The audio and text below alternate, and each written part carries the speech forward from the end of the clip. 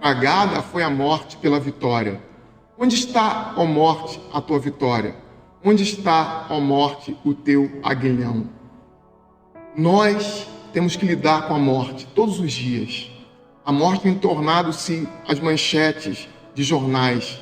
A morte tem ocupado o nosso pensamento. A morte tem, de forma insistente, tomado lugar na sociedade. Nós pensamos sobre a morte, nós fugimos da morte, nós evitamos a morte, apesar dela ser inevitável.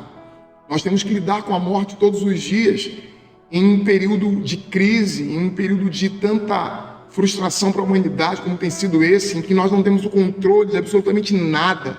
A grande pergunta é: quando a morte será vencida? Quando a morte será superada? Quando já não mais temeremos a morte?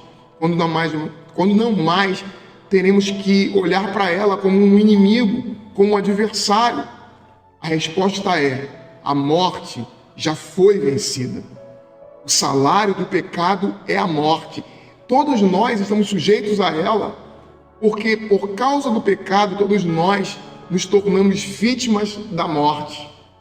Mas ela já foi vencida porque aquele que é superior à morte, exatamente por ser o Filho de Deus e ao mesmo tempo um Deus homem, o homem Jesus, ele submete-se à lei, ele submete-se aos poderes de morte e ele vence a morte.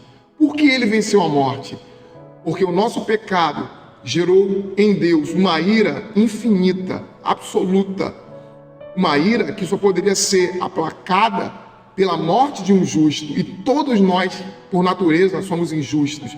O que Deus fez? Deus deu o seu filho morre, mas ele sobe, ele não permanece na sepultura. A sepultura é para ele um lugar provisório.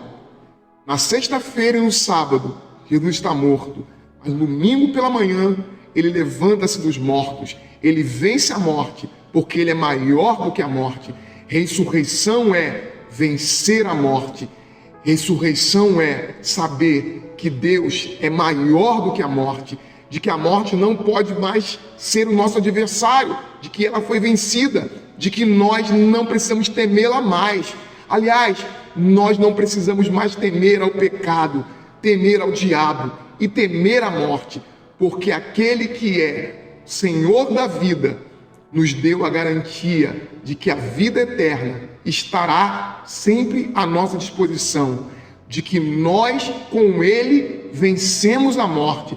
Hoje é Páscoa, é dia de celebrar a vida, porque a vida vence a morte, Jesus venceu a morte e nós vencemos com ele. Celebremos a vida e não a morte, porque Páscoa é vida.